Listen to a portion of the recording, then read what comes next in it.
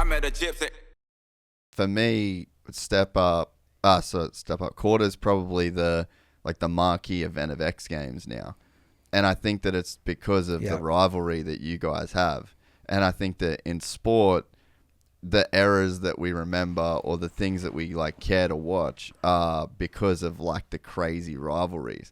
And it's like, I think that if you and Axel were just like full homies the whole time, then the sport giving each other hugs and shit the whole time. It's just like you just don't care in the same way. And it's like, I think that as much as it probably sucked to go through, and it probably sucks for Axel to feel the pressure of like having to beat you at his own house now, then it's like that's the shit that really drives the sport. Like I don't really watch that much freestyle ever. Like I'm not super into it, but I'm so into watching you two do your thing. And then you add Berriman in the mix, and you know we got Corey Creed. Like there's some cool storylines and dynamics that make me really want to watch it. And now when you're talking about almost 50 feet in the air, it's just like, that's like a super legit event. So I think that as uncomfortable as it was for everyone involved, it really elevated you guys to like a whole new level within the industry. And like he's probably bummed, you know, but I just remember how bummed I was, you know, when he beat me back in 2018 or 19. He beat me by a foot in Minneapolis, and I was just like, dude, I do not want to lose like that again, you know. And then I went to World Games right after that, and that's when I broke the record there and beat him. Beat him straight up. And then they said there was some wind and stuff, so it kind of was like, oh, okay, well, maybe it wasn't, like, I still beat him straight up. But then and then I was like trying different suspensions. I didn't have a good place to practice, and I kind of like went out to that was when I crashed in Minneapolis when Axel hurt his foot doing the Evo live distance jump. He didn't ride. That was when Creed won. Creed won everything that year. He won Minneapolis, and then he won Norway and World Games.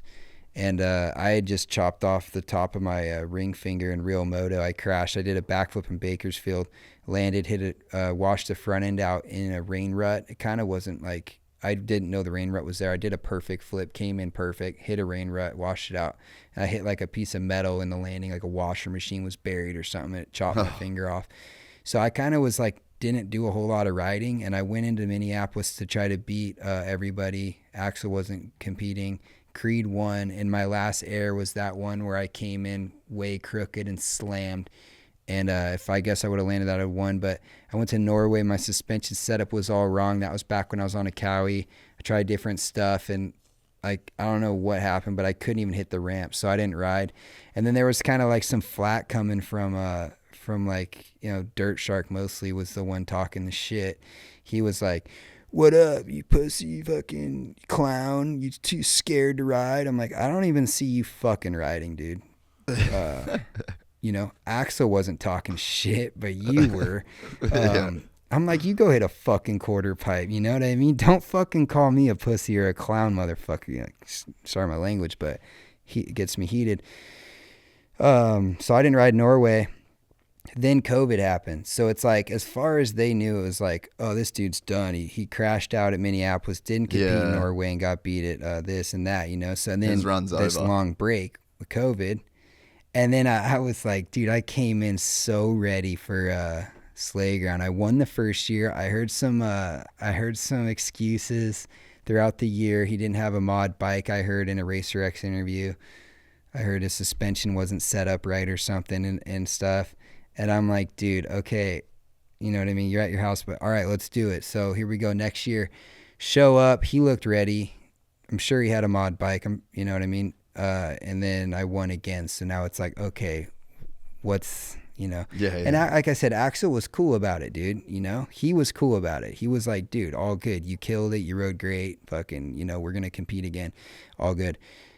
DIRTSHARK was so bummed, dude. And I'm like, yup, good. You know what I mean? I don't even know what you like. Yeah, you love your little brother. I'm sure you care for him, but like, get out of it, bro. Like, me and Axel would probably have the best time free riding and shit, but it's like always something to do with that dude or whatever. Anyway, I don't know. I just know he's been DIRTSHARK's been a dick, so. If you enjoyed this content, please like and subscribe. And to listen to the full 3-hour podcast, search Gypsy Tales in your favorite podcast platform or click the link in the description below. Gypsy Gang.